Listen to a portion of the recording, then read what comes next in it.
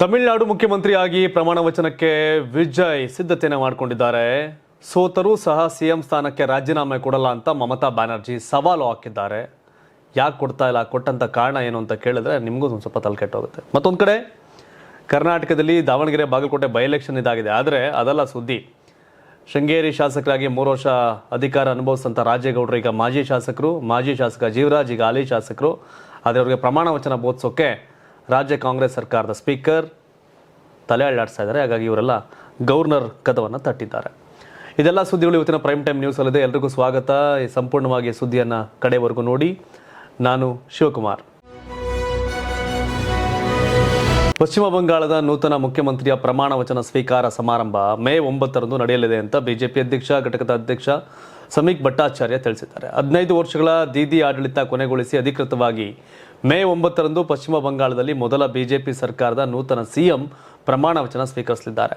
ಮೇ 9ರಂದು ರವೀಂದ್ರನಾಥ ಟ್ಯಾಗೋರ್ ಅವರ ಜನ್ಮದಿನವಿದ್ದು ಅಂದೇ ಪಶ್ಚಿಮ ಬಂಗಾಳದಲ್ಲಿ ಬಿಜೆಪಿ ಸರ್ಕಾರ ರಚಿಸಲು ನಿರ್ಧರಿಸಿದೆ. ಪ್ರಮಾಣ ವಚನ ಸಮಾರಂಭಕ್ಕೆ ಎನ್ಡಿಎ ಆಡಳಿತವಿರತಕ್ಕಂಥ ಎಲ್ಲಾ ರಾಜ್ಯಗಳ ಸಿಎಂಗಳಿಗೆ ಆಹ್ವಾನಿಸಿದ್ದಾರೆ. ಪಶ್ಚಿಮ ಬಂಗಾಳ ವಿಧಾನಸಭಾ ಚುನಾವಣೆಯಲ್ಲಿ ಬಿಜೆಪಿ ಭರ್ಜರಿ ಜಯ ದಾಖಲಿಸಿದೆ.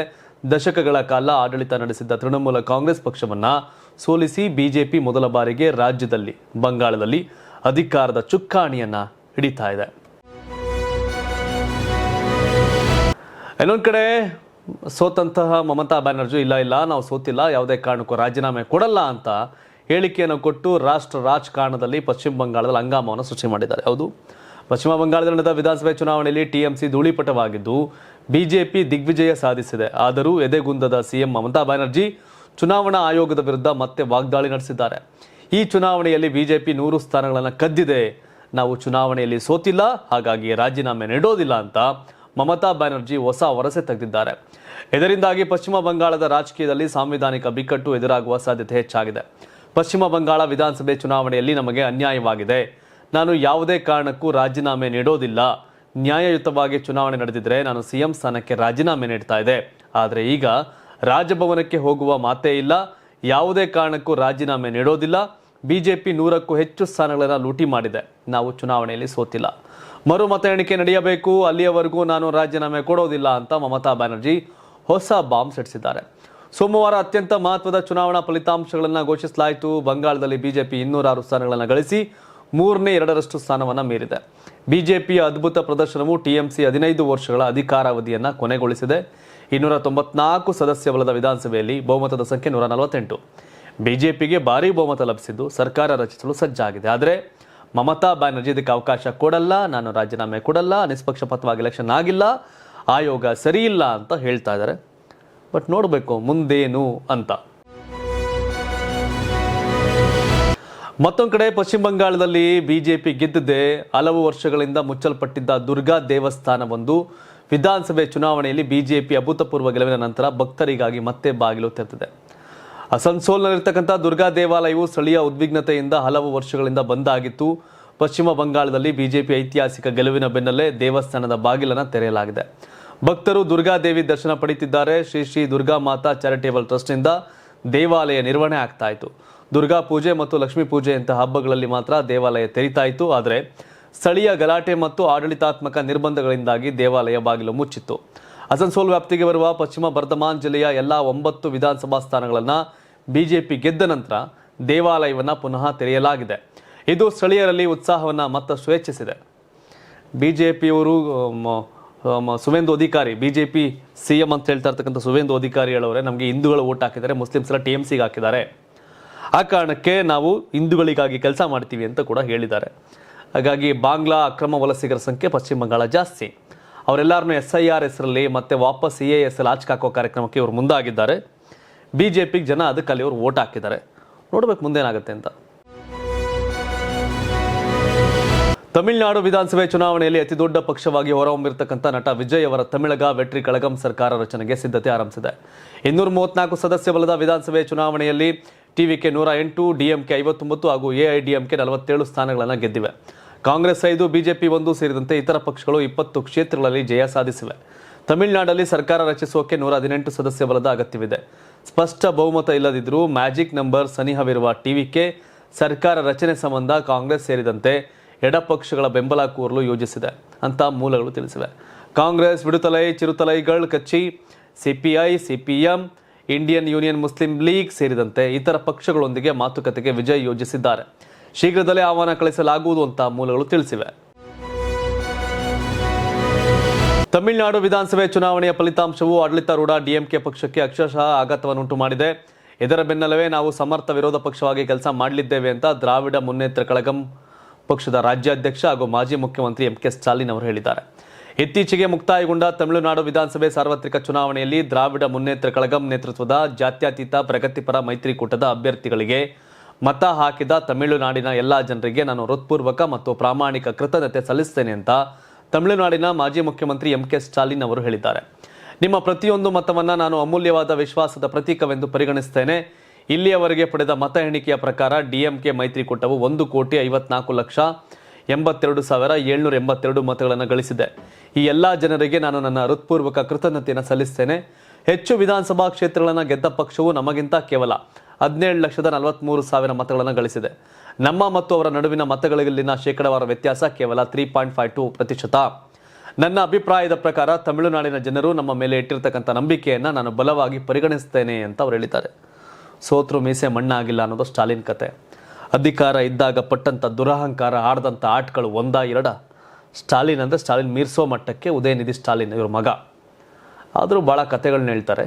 ಬಟ್ ತಮಿಳುನಾಡು ಪಾಲಿಟಿಕ್ಸ್ ವಿಜಯ್ ದಿಗ್ವಿಜಯ, ಡಿಎಂಕೆ ಎಡಿಎಂಕೆ ಆಡಳಿತಕ್ಕೆ ಫುಲ್ ಸ್ಟಾಪನ್ನು ಜನ ಇಟ್ಟಿದ್ದಾರೆ.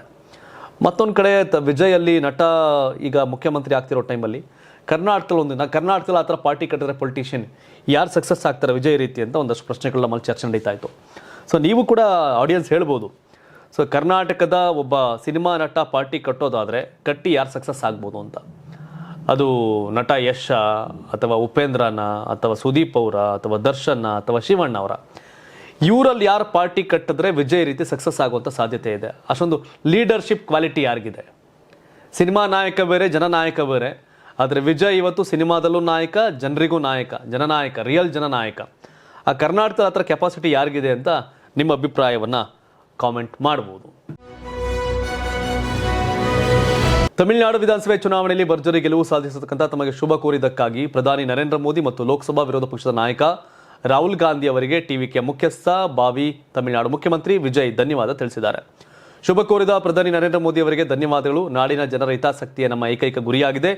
ರಾಜಕೀಯವನ್ನು ಮೀರಿ ನಾವು ರಾಜ್ಯದ ಪ್ರಗತಿ ಮತ್ತು ತಮಿಳುನಾಡು ಜನರ ಕಲ್ಯಾಣದತ್ತ ಗಮನ ಹರಿಸುತ್ತೇವೆ. ಈ ಪ್ರಯತ್ನದಲ್ಲಿ ಕೇಂದ್ರ ಸರ್ಕಾರದ ಬೆಂಬಲವನ್ನು ನಾವು ಎದುರು ನೋಡ್ತಿದ್ದೇವೆ ಅಂತ ಸಾಮಾಜಿಕ ಮಾಧ್ಯಮ ಎಕ್ಸ್ನಲ್ಲಿ ತಿಳಿಸಿದ್ದಾರೆ. ಇನ್ನು ರಾಹುಲ್ ಗಾಂಧಿ ಅವರಿಗೆ ಪ್ರತಿಕ್ರಿಯೆ ಕೊಟ್ಟಿರತಕ್ಕಂಥ ವಿಜಯ್ ಕರೆ ಮಾಡಿ ಶುಭ ಹಾರೈಸಿದ ನಿಮಗೆ ಧನ್ಯವಾದಗಳು. ನಾವು ಸಾರ್ವಜನಿಕ ಸೇವೆಯಲ್ಲಿ ಶ್ರೇಷ್ಠತೆಯನ್ನು ಕಾಯ್ದುಕೊಳ್ಳಲು ನಮ್ಮ ರಾಜ್ಯದ ಸಾಂಸ್ಕೃತಿಕ ಪರಂಪರೆಯನ್ನು ಸಂರಕ್ಷಿಸಲು ಬದ್ಧರಾಗಿದ್ದೇವೆ. ಇದಕ್ಕೆ ಎಲ್ಲರ ಸಹಕಾರದ ಅಗತ್ಯವಿದೆ. ರಾಜಕೀಯಕ್ಕೂ ಮೀರಿ ನಾವು ತಮಿಳುನಾಡಿನ ಜನರ ಕಲ್ಯಾಣಕ್ಕೆ ಆದ್ಯತೆ ನೀಡ್ತೇವೆ ಅಂತ ಹೇಳಿದ್ದಾರೆ. ಸೋಮವಾರ ಮುಕ್ತಾಯಗೊಂಡ ಮತ ಎಣಿಕೆಯಲ್ಲಿ ವಿಜಯ್ ನೇತೃತ್ವದ ಟಿವಿಕೆ ಪಕ್ಷ 108 ಸ್ಥಾನಗಳನ್ನು ಪಡೆದುಕೊಂಡಿದೆ. ಸೊ ಹೀಗಾಗಿ ವಿಜಯ್ ಭಾಳ ಹುಮ್ಮಸ್ಸಲ್ಲಿದ್ದಾರೆ. ಆದರೆ ಕೊಟ್ಟಿರ್ತಕ್ಕಂಥ ಭರವಸೆಗಳನ್ನು ಈಡೇರಿಸೋಕ್ಕೆ ಭದ್ರಾಗಿ ಹೋಗ್ತಾ ಇದ್ದಾರೆ. ಬಟ್ ಅಷ್ಟೆಲ್ಲ ಸಾಧ್ಯನಾ ಅಂತ ಅನ್ಸುತ್ತೆ, ಗೊತ್ತಿಲ್ಲ. ಬಟ್ ವಿಜಯ್ಗೆ ನಂಬಿಕೆ ಇದೆ. ಆ ನಂಬಿಕೆನೇ ಅವ್ರನ್ನ ಇಲ್ಲಿವರೆಗೆ ಕರ್ಕೊಂಡು ಬಂದಿದೆ. ಧೈರ್ಯ ಇದೆ. ಆ ಧೈರ್ಯನೇ ವಿಜಯ್ ಅವ್ರನ್ನ ಇಲ್ಲಿವರೆಗೆ ಕರ್ಕೊಂಡು ಬಂದಿದೆ. ನೋಡಬೇಕು. ಪಶ್ಚಿಮ ಬಂಗಾಳ ಮತ್ತು ಅಸ್ಸಾಂ ವಿಧಾನಸಭೆ ಚುನಾವಣೆಯಲ್ಲಿ ಬಿಜೆಪಿ ಅನಿರೀಕ್ಷಿತ ಗೆಲುವು ಸಾಧಿಸಿರುವ ಬೆನ್ನಲ್ಲೇ ಸಚಿವ ಸಂತೋಷ್ ಲಾಡ್ ಕೇಂದ್ರ ಚುನಾವಣಾ ಆಯೋಗದ ವಿರುದ್ಧ ಗಂಭೀರ ಆರೋಪ ಮಾಡಿದ್ದಾರೆ. ಈ ಗೆಲುವು ಜನರ ಬೆಂಬಲದಿಂದ ಬಂದಿದ್ದಲ್ಲ, ಬದಲಿಗೆ ಕೇಂದ್ರ ಚುನಾವಣಾ ಆಯುಕ್ತ ಜ್ಞಾನೇಶ್ ಕುಮಾರ್ ಅವರ ಕೈಚಳಕದಿಂದ ಬಂದಿದೆ ಅಂತ ಅವರು ಆಕ್ರೋಶ ವ್ಯಕ್ತಪಡಿಸಿದ್ದಾರೆ. ಅಸ್ಸಾಂ ಚುನಾವಣೆಯಲ್ಲಿ ಜ್ಞಾನೇಶ್ ಕುಮಾರ್ ಅವರೇ ಮ್ಯಾನ್ ಆಫ್ ದಿ ಮ್ಯಾಚ್. ಪಶ್ಚಿಮ ಬಂಗಾಳದಲ್ಲಿ ವ್ಯವಸ್ಥಿತವಾಗಿ 90 ಲಕ್ಷ ಮತಗಳನ್ನು ಡಿಲೀಟ್ ಮಾಡಿ ಟಿಎಂಸಿಯನ್ನು ಸೋಲಿಸುವ ಸಂಚು ರೂಪಿಸಲಾಗಿದೆ. ಬಿಜೆಪಿ ತನ್ನ ಕೆಲಸದ ಮೇಲೆ ಮತ ಕೇಳುವ ಬದಲು ಚುನಾವಣಾ ಆಯುಕ್ತರ ಮೂಲಕ ವೋಟಿಂಗ್ ಮಾರ್ಜಿನ್ ಹೆಚ್ಚಿಸಿಕೊಂಡು ಗೆದ್ದಿದೆ ಅಂತ ಲಾಡ್ ಆರೋಪಿಸಿದರು. ಬಿಜೆಪಿಯವರಿಗೆ ತಾಕತ್ತಿದ್ರೆ ಮತದಾರರ ಪಟ್ಟಿಗೆ ಆಧಾರ್ ಕಾರ್ಡ್ ಲಿಂಕ್ ಮಾಡಲಿ, ಆಗ ನಿಮ್ಮ ಮೋಸದಾಟಕ್ಕೆ ಅಂತ್ಯ ಬೀಳುತ್ತೆ. ಪ್ರಧಾನಿ ಮೋದಿ ಅವರು ವಿಶ್ವಗುರು ಎನ್ನುತ್ತಾರಲ್ವೇ, ಇದಕ್ಕೆ ಒಂದು ಪರಿಹಾರ ಕಂಡುಹಿಡಿಯಲಿ ಅಂತ ಸಚಿವರು ಸವಾಲು ಹಾಕಿದರು. ತಮಿಳುನಾಡಲ್ಲಿ ನಟ ವಿಜಯ್ ಅವರ ಟಿವಿಕೆ ಪಕ್ಷದ ಸಾಧನೆಯನ್ನು ಅವರು ಶ್ಲಾಘಿಸಿದರು. ವಿಜಯ್ಗೆ ಶುಭವಾಗಲಿ. ಕೇವಲ 1 ವರ್ಷದಲ್ಲಿ ಅವರು 35% ಮತಗಳನ್ನು ಪಡೆದಿರೋದು ದೊಡ್ಡ ವಿಷಯ. ಅವರೊಂದಿಗೆ ಮೈತ್ರಿ ಮಾಡಿಕೊಳ್ಳುವ ಬಗ್ಗೆ ಕಾಂಗ್ರೆಸ್ ಹೈಕಮಾಂಡ್ ತೀರ್ಮಾನಿಸಲಿದೆ ಅಂತ ಹೇಳಿದರು. ಇನ್ನು ಕೇರಳದಲ್ಲಿ ಕಾಂಗ್ರೆಸ್ ಗೆಲುವಿನ ಬಗ್ಗೆ ಪ್ರಶ್ನಿಸಿದಾಗ ಬಿಜೆಪಿಯವರು ಬಹಳ ಹುಷಾರಾಗಿದ್ದಾರೆ, ಸೆಲೆಕ್ಟಿವ್ ಆಗಿ ಚಮತ್ಕಾರ ಮಾಡ್ತಾರೆ. ಲೋಕಸಭೆಯಲ್ಲಿ ಸೋತವರು ಕೆಲವೇ ತಿಂಗಳಲ್ಲಿ ವಿಧಾನಸಭೆಯಲ್ಲಿ ಹೇಗೆ ಗೆಲ್ತಾರೆ, ಇದರ ಅಂಕಿಅಂಶಗಳನ್ನು ನಾನು ಶೀಘ್ರದಲ್ಲೇ ಬಿಡುಗಡೆ ಮಾಡ್ತೇನೆ ಅಂತ ಹೇಳಿದರು. ಇದೇ ವೇಳೆ ಕರ್ನಾಟಕದ 2 ವಿಧಾನಸಭಾ ಕ್ಷೇತ್ರಗಳ ಉಪಚುನಾವಣೆಯಲ್ಲಿ ಕಾಂಗ್ರೆಸ್ ಗೆಲುವು ಸಾಧಿಸಿರುವುದಕ್ಕೆ ಸಂತೋಷ ವ್ಯಕ್ತಪಡಿಸಿದ್ದಾರೆ. ಸರ್ಕಾರದ ಗ್ಯಾರಂಟಿ ಯೋಜನೆಗಳು ಮತ್ತು ಕಾರ್ಯಕರ್ತರ ಶ್ರಮಕ್ಕೆ ಸಿಕ್ಕ ಜಯ ಅಂತ ಬಣ್ಣಿಸಿದ್ದಾರೆ. ಸಚಿವ ಸಂತೋಷ್ ಲಾಡ್ ಅವರ ಈ ಹೇಳಿಕೆಗಳು ಈಗ ರಾಜಕೀಯ ವಲಯದಲ್ಲಿ ಹೊಸ ಚರ್ಚೆಗೆ ನಾಂದಿ ಆಡಿದ್ದು, ಚುನಾವಣಾ ಆಯೋಗದ ಪಾರದರ್ಶಕತೆಯ ಬಗ್ಗೆ ಮತ್ತೊಮ್ಮೆ ಪ್ರಶ್ನೆಗಳು ಹೇಳುವಂತೆ ಮಾಡಿದೆ. ವೆಸ್ಟ್ ಬೆಂಗಾಲ್, ಅಸ್ಸಾಂ ಗೆದ್ದರು, ಯಾಕೆ ಕೇರಳ ಗೆಲುವಿನ ಬಗ್ಗೆ ಪ್ರಶ್ನೆಗಳಿಲ್ಲ? ಅಲ್ಲಿ EVM ಕರೆಕ್ಟ್ ಆಗಿದೆಯಾ? ತಮಿಳುನಾಡಲ್ಲಿ TVK ಗೆದ್ದಿದೆ, ಕರೆಕ್ಟ್ ಆಗಿದೆಯಾ? ಬಟ್ ಚುನಾವಣೆ ಮಾಡೋ ವಿಷಯದಲ್ಲಿ ಕಾಂಗ್ರೆಸ್ಸಿಗರು ಎಲ್ಲಿ ಫೇಲ್ ಆಗಿದ್ದೀರಿ? ಈ ಸಾರಿ AIUDF all India United democratic front Badruddin Ajmal ನಿಮ್ಮ ಜೊತೆ ಇದ್ರು, ಕಳೆದ ಬಾರಿ 16 ಸೀಟ್ ಗೆದ್ದಿದ್ರು. ಅವ್ರು ನಿಮ್ಮಿಂದ ಆಚೆ ಹೋದ್ರು. ಬೋಡೋಲ್ಯಾಂಡ್ ಪೀಪಲ್ ಫ್ರಂಟ್ ನಿಮ್ಮ ಜೊತೆ ಇತ್ತು, ಅವ್ರು BJP ಜೊತೆ ಮೈತ್ರಿಗೆ ಹೋದ್ರು. ಅಸ್ಸಾಂ ಸೋಲಿಗೆ ಕಾರಣ ಏನು? ಮಮತಾ ಬ್ಯಾನರ್ಜಿ ವಿರುದ್ಧ BJP ಗೆದ್ದಿದೆ. ಮಮತಾ ಬ್ಯಾನರ್ಜಿ ಕಾಂಗ್ರೆಸ್ನೇ ಸ್ಟಾರ್ಟ್ ಮಾಡಿದ್ದಾರೆ. ಏನು ಕಥೆ ಆಗಿದೆ?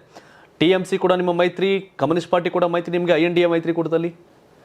ಇದೇನು ಸಂತೋಷ್ ಲಾಡ್ ಅದ್ಭುತವಾದಂಥ ಮಂತ್ರಿ, ಚೆನ್ನಾಗಿ ಕೆಲಸ ಮಾಡ್ತಾರೆ ಸ್ಟೇಟಲ್ಲಿ. ಬಟ್ ನ್ಯಾಷನಲ್ ಪಾಲಿಟಿಕ್ಸ್ ವಿಷಯ ಬಂದಾಗ ಕೆಲವೊಂದು ಟೈಮ್ ದ್ವಂದ್ವ ಹೇಳಿಕೆಗಳು ಕೊಡ್ತಾರೆ, ಗೊತ್ತಿಲ್ಲ ಹೆಂಗೆ ಅಂತ. ಶೃಂಗೇರಿಯಲ್ಲಿ ನಡೆದ ಅಂಚೆ ಮತಗಳ ಮರು ಎಣಿಕೆಯಲ್ಲಿ BJPಯವರು ಕ್ರಿಮಿನಲ್ ಪಿತೂರಿ ಮಾಡಿ ವೋಟ್ ಚೋರಿ ಮಾಡಿದ್ದಾರೆ ಅಂತ ಖುದ್ದು ಮುಖ್ಯಮಂತ್ರಿ ಸಿದ್ದರಾಮಯ್ಯ ಅವರು ಗಂಭೀರ ಆರೋಪ ಮಾಡಿದರು. ಬೆಂಗಳೂರಿನಲ್ಲಿಂದು ಸುದ್ದಿಗೋಷ್ಠಿ ನಡೆಸಿ ಮಾತನಾಡಿದ ಅವರು BJP ವಿರುದ್ಧ ವೋಟ್ ಚೋರಿ ಆರೋಪ ಹೊರಿಸಿದರು. ಕೋರ್ಟ್ ಆದೇಶದ ಮೇರೆಗೆ ಶೃಂಗೇರಿಯಲ್ಲಿ ಅಂಚೆ ಮತಗಳ ಮರು ಎಣಿಕೆ ಆಯಿತು. ರಾಜೇಗೌಡ ಕಳೆದ ವಿಧಾನಸಭೆಯಲ್ಲಿ 201 ಮತಗಳಿಂದ ಗೆದ್ದಿದ್ರು. ರಾಜೇಗೌಡಗೆ EVMನಲ್ಲಿ 59,171 ಮತ, 569 ಅಂಚೆ ಮತಗಳು ಬಂದಿತ್ತು. ಜೀವರಾಜ್ಗೆ 58,970 EVM ಮತ, 692 ಮತ ಬಂದಿತ್ತು ಅಂಚೆ ಮತ. ಒಟ್ಟಾರೆ 201 ಮತದಿಂದ ರಾಜೇಗೌಡ ಗೆದ್ದಿದ್ರು. ಇವೆಲ್ಲವೂ ಮೌಲ್ಯಯುತ ಮತ ಅಂತ ಚುನಾವಣಾಧಿಕಾರಿಗಳು, ಚುನಾವಣಾ ಏಜೆಂಟ್, ರಿಟರ್ನಿಂಗ್ ಆಫೀಸರ್ಗಳು ಘೋಷಣೆ ಮಾಡಿದರು. ಘೋಷಣೆ ಆದಮೇಲೆ BJP ಅಭ್ಯರ್ಥಿ ಜೀವರಾಜ್ ಚುನಾವಣಾ ಅಕ್ರಮ ಆಗಿದೆ ಅಂತ ಹೈಕೋರ್ಟ್ನಲ್ಲಿ ಮರು ಎಣಿಕೆಗೆ ಕೇಸ್ ಹಾಕಿದರು. ಅವರ ಅರ್ಜಿ ಪುರಸ್ಕಾರ ಮಾಡಿ ಹೈಕೋರ್ಟ್ 2026 ಮಾರ್ಚ್ 6ರಂದು ಮರು ಎಣಿಕೆಗೆ ಆದೇಶ ಮಾಡಿತ್ತು. 279 ಅಂಚೆ ಮತ ಎಣಿಕೆಗೆ ಆದೇಶ ಮಾಡಿತ್ತು ಅಂತ ಮಾಹಿತಿ ನೀಡಿದರು. ಅದರಂತೆ ಮೇ 2ರಂದು ಮತ ಎಣಿಕೆ ನಡೆಯಿತು. ಮರು ಎಣಿಕೆಯಲ್ಲಿ 314 ಮತಗಳು ಮಾತ್ರ ವ್ಯಾಲಿಡ್ ಆಗುತ್ತದೆ. ಅದರಲ್ಲಿ 255 ಮತ ಇನ್ವ್ಯಾಲಿಡ್ ಆಯಿತು. ಯಾಕೆ ಆ ಮತ ಇನ್ವ್ಯಾಲಿಡ್ ಆಯಿತು? 2023ರಲ್ಲಿ ಜೀವರಾಜ್ 692 ಮತ ಬಿದ್ದಿತ್ತು. ಅವರು ಮರು ಎಣಿಕೆಯಲ್ಲಿ 690 ಮತ ಲಭಿಸಿದೆ. 2 ಮತ ಮಾತ್ರ ಕಡಿಮೆ ಆಗಿದೆ ಜೀವರಾಜ್ಗೆ. ಆದರೆ ರಾಜೇಗೌಡರಿಗೆ ಜಾಸ್ತಿ ಕಡಿಮೆ ಆಗಿದೆ. ಇದು ನೋಡಿದಾಗ ಗೊತ್ತಾಗುತ್ತೆ BJPಯವರು ಕ್ರಿಮಿನಲ್ ಪಿತೂರಿ ಮಾಡಿ ವೋಟ್ ಚೋರಿ ಮಾಡಿದ್ದಾರೆ ಅಂತ ಆರೋಪ ಮಾಡಿದ್ರು. ನಿಮ್ಮದೇ ಅಧಿಕಾರಿಗಳು, ನಿಮ್ಮದೇ ಸರ್ಕಾರ, ಅವ್ರು ಹೆಂಗೆ ವೋಟ್ ಚೋರಿ ಮಾಡೋಕ್ಕಾಗುತ್ತೆ? ಕನಿಷ್ಠವಾಗಿ ಲೆಕ್ಕಾಚಾರ. ಇನ್ನೊಂದು ಕಡೆ DK ಶಿವಕುಮಾರ್ ಕೂಡ ರಿಯಾಕ್ಟ್ ಮಾಡಿದ್ದಾರೆ. ಏನಂತ, ಮತ್ತೆ ಮರು ಎಣಿಕೆ ಬಗ್ಗೆ ತನಿಖೆ ನಡೆಸೋದಾಗಿ ಮತ್ತು ಕಾನೂನುಬದ್ಧವಾಗಿ ಹೋರಾಟ ಮಾಡೋದಾಗಿ CM DK ಶಿವಕುಮಾರ್ ಹೇಳಿದ್ದಾರೆ. ಬೆಂಗಳೂರಲ್ಲಿ ಮಾತನಾಡಿದಂಥ CM DK ಶಿವಕುಮಾರ್ ಮರು ಎಣಿಕೆಯ ಫಲಿತಾಂಶಗಳು ದೇಶಕ್ಕೆ ಅಪಾಯಕಾರಿ ಪ್ರವೃತ್ತಿಯಾಗಿದೆ ಅಂತ ಹೇಳಿದರು. ಮರು ಎಣಿಕೆಯ ನಂತರ 2023 ವಿಧಾನಸಭೆ ಚುನಾವಣೆಯಲ್ಲಿ BJP ಅಭ್ಯರ್ಥಿಯನ್ನು ವಿಜೇತ ಅಂತ ಘೋಷಿಸಲಾಯಿತು. ಇದು ಅಂತಾರಾಷ್ಟ್ರೀಯ ಮಟ್ಟದ ಸಂಚಿನ ರೀತಿ ಕಾಣುತ್ತೆ. ನಮಗೆ ಅನುಮಾನ ಇದ್ದಿದ್ರೆ ನಾವು ಸುಪ್ರೀಂ ಕೋರ್ಟ್ಗೆ ಹೋಗ್ತಿದ್ದೆವು. ಆದರೆ ಇಲ್ಲಿ ಮತ ಎಣಿಕೆಯ ಬಾಕ್ಸ್ಗಳನ್ನು ತೆರೆಯಲಾಗಿದೆ. ಕೆಲವರನ್ನು ಬಳಸಿಕೊಂಡು ನಮ್ಮ ಮತಗಳಿದ್ದ ಬ್ಯಾಲೆಟ್ ಪೇಪರ್ಗಳ ಮೇಲೆ ಮತ್ತೊಂದು ಗುರುತು ಹಾಕಲಾಗಿದೆ. ಎಲ್ಲ ಬಂಡಲ್ಗಳನ್ನು ಮಾನ್ಯ ಅಂತ ಘೋಷಿಸಿದ ಬಳಿಕ ಈ ರೀತಿಯ ಬದಲಾವಣೆ ಹೇಗೆ ನಡೆದಿದೆ ಅಂತ ಪ್ರಶ್ನಿಸಿದರು. ಪ್ರಜಾಪ್ರಭುತ್ವ ವ್ಯವಸ್ಥೆಯಲ್ಲಿ ಸೋಲು ಗೆಲುವು ಸಾಮಾನ್ಯ, ಆದರೆ ಇಲ್ಲಿ ನಡೆದಿರುವುದು ಷಡ್ಯಂತ್ರ, ಅತ್ಯಂತ ಅಪಾಯಕಾರಿ ವಿಚಾರ. ನಾವು ಈ ಬಗ್ಗೆ ಸರ್ಕಾರದ ಮಟ್ಟದಲ್ಲಿ ತನಿಖೆ ಮಾಡಿಸ್ತೇವೆ, ಕಾನೂನಾತ್ಮಕವಾಗಿ ಹೋರಾಟ ಮಾಡ್ತೇವೆ ಅಂತ ಹೇಳಿದ್ದಾರೆ. ವಿಚಿತ್ರ ಇದೊಂಥರ ಏನೇನು ರಿಸಲ್ಟ್ ಬಗ್ಗೆ. ಬಟ್ ಈಗ ಇನ್ನೊಂದು ಕಡೆ ಶೃಂಗೇರಿ ವಿಧಾನಸಭಾ ಕ್ಷೇತ್ರದ ಅಂಚೆ ಮತಗಳ ಮರು ಎಣಿಕೆ ವೇಳೆ ಮತಪತ್ರಗಳ ತಿದ್ದುಪಡಿ ನಡೆದಿದೆ ಎಂಬ ಆರೋಪದ ಹಿನ್ನೆಲೆ BJP ಅಭ್ಯರ್ಥಿ DN ಜೀವರಾಜ್ ವಿರುದ್ಧ ದಾಖಲಾದ ಪ್ರಕರಣದ ತನಿಖೆಗೆ ಕರ್ನಾಟಕ ಹೈಕೋರ್ಟ್ ಮಂಗಳವಾರ ತಾತ್ಕಾಲಿಕ ತಡೆ ನೀಡಿದೆ. ನ್ಯಾಯಮೂರ್ತಿ V ಶೇಷಾನಂದ ಅವರಿದ್ದ ರಾಜಪೀಠ ಪ್ರಾಥಮಿಕವಾಗಿ FIRಗೆ ತಡೆ ನೀಡಬೇಕು ಎಂಬ ಅಭಿಪ್ರಾಯದಲ್ಲಿದ್ದೇವೆ. ರಾಜಕೀಯ ಒತ್ತಡದಲ್ಲಿ ಪೊಲೀಸರು FIR ದಾಖಲಿಸಬಾರದು, ಇದು ಕಾನೂನು ಪ್ರಕ್ರಿಯೆ ದುರುಪಯೋಗಕ್ಕೆ ಅಂತ ಅಭಿಪ್ರಾಯಪಟ್ಟಿದೆ. ಮುಂದಿನ ವಿಚಾರಣೆಯನ್ನು ಮೇ 7ಕ್ಕೆ ಮುಂದೂಡಿದೆ. ಸರ್ಕಾರದ ವಿಶೇಷ ಸಾರ್ವಜನಿಕ ಅಭಿಯೋಜಕ BA ಬೆಳ್ಳಿಯಪ್ಪ ಅಂಚೆ ಮತಪತ್ರಗಳಲ್ಲಿ ಡಬಲ್ ಟಿಕ್ ಗುರುತು ಕಂಡು ಬಂದಿದೆ ಅಂತ ವಾದಿಸಿದರು. ಮರು ಎಣಿಕೆಗೆ ಮೊದಲು ಈ ಬಗ್ಗೆ ರಿಟರ್ನಿಂಗ್ ಅಧಿಕಾರಿಗೆ ದೂರು ನೀಡಲಾಗಿದ್ದರೂ ಕ್ರಮ ಕೈಗೊಳ್ಳಿಲ್ಲ ಅಂತ ಅವರು ಹೇಳಿದರು. ಅಲ್ಲದೆ ಮರು ಎಣಿಕೆ ಮಾಡಬಾರದ ಅಂಚೆ ಮತಗಳನ್ನು ಎಣಿಸಲಾಗಿದೆ ಅಂತ ವಾದಿಸಿದರು. ಇದಕ್ಕೆ ಪ್ರತಿಯಾಗಿ ನ್ಯಾಯಪೀಠ ಹೈಕೋರ್ಟ್ ಆದೇಶದಂತೆ ಮರು ಎಣಿಕೆ ನಡೆದಿದೆ. ಏಜೆಂಟ್ ನ್ಯಾಯಾಲಯವನ್ನು ಸಂಪರ್ಕಿಸಿ ಸ್ಪಷ್ಟನೆ ಕೇಳಬಹುದಿತ್ತು ಅಂತ ಸೂಚಿಸಿತು. ಅಲ್ಲದೆ ಮತ ಎಣಿಕೆಯಲ್ಲಿ ವ್ಯತ್ಯಾಸ ಇದ್ದರೆ ಚುನಾವಣಾ ಅರ್ಜಿ ಸಲ್ಲಿಸುವುದೇ ಸೂಕ್ತ ಮಾರ್ಗ ಅಂತ ಅಭಿಪ್ರಾಯಪಟ್ಟಿತು. ಮುಂದಿನ ವಿಚಾರಣೆಯಲ್ಲಿ ಅಗತ್ಯ ದಾಖಲೆಗಳನ್ನು ಸಲ್ಲಿಸಲು ಪ್ರಾಸಿಕ್ಯೂಷನ್ಗೆ ಕೋರ್ಟ್ ಅವಕಾಶ ನೀಡಿದ್ದು, ಪ್ರಸ್ತುತ ರಿಟರ್ನಿಂಗ್ ಅಧಿಕಾರಿ ಗೌರವ್ ಕುಮಾರ್ ಶೆಟ್ಟಿ ಅವರು ಸಹ ಆರೋಪಿಯಾಗಿಸಲು ಪರಿಗಣಿಸಬಾರದು ಅಂತ ಕೋರ್ಟ್ ಹೇಳಿದೆ. ಇನ್ನೊಂದೆಡೆ ತಮ್ಮ ಅರ್ಜಿಯಲ್ಲಿ ಈ FIR ಈಗಾಗಲೇ ನ್ಯಾಯಾಲಯದಲ್ಲಿ ವಿಚಾರಣೆಗೆ ಒಳಪಟ್ಟಿದೆ, ವಿಷಯಗಳನ್ನು ಮರು ತೆರೆಯುವ ಪ್ರಯತ್ನ ಮಾತ್ರ ಅಂತ ಜೀವರಾಜ್ ವಾದಿಸಿದರು. ಈಗ ಜೀವರಾಜ್ ಅವರಿಗೆ ಪ್ರಮಾಣ ವಚನ ಬೋಧಿಸಲ್ಲ ಸ್ಪೀಕರ್ ಖಾದರ್ ಅವರು. ಹಾಗಾಗಿ ಇವರೆಲ್ಲ ರಾಜ್ಯಪಾಲರ ಹತ್ರ ಹೋಗಿದ್ರು, ನೀವು ಇದು ಮಾಡಿ ಅಂತ. ಬಟ್ ಇದನ್ನು ಯಾವ ಹಂತಕ್ಕೆ ಹೋಗುತ್ತೋ ಗೊತ್ತಿಲ್ಲ. ಬಟ್ ಶೃಂಗೇರಿಯಲ್ಲಿ ದಾವಣಗೆರೆ ಬಾಗಲಕೋಟೆ ಗೆದ್ದಂಥ ಕಾಂಗ್ರೆಸ್ಗೆ ಶೃಂಗೇರಿ ಶಾಕಿಂಗ್ ನ್ಯೂಸ್ ಅಂತ ಹೇಳ್ಬೋದು. ಸಮುದ್ರದಂತಹ ಅಪಾಯಕಾರಿ ಪ್ರದೇಶದಲ್ಲಿ ಮಾನವೀಯತೆ ರಾಷ್ಟ್ರಗಳ ಗಡಿಯನ್ನು ಮೀರಿ ಮಾತನಾಡಬಹುದು ಎಂಬುದಕ್ಕೆ ಇದು ಒಳ್ಳೆಯ ಉದಾಹರಣೆ.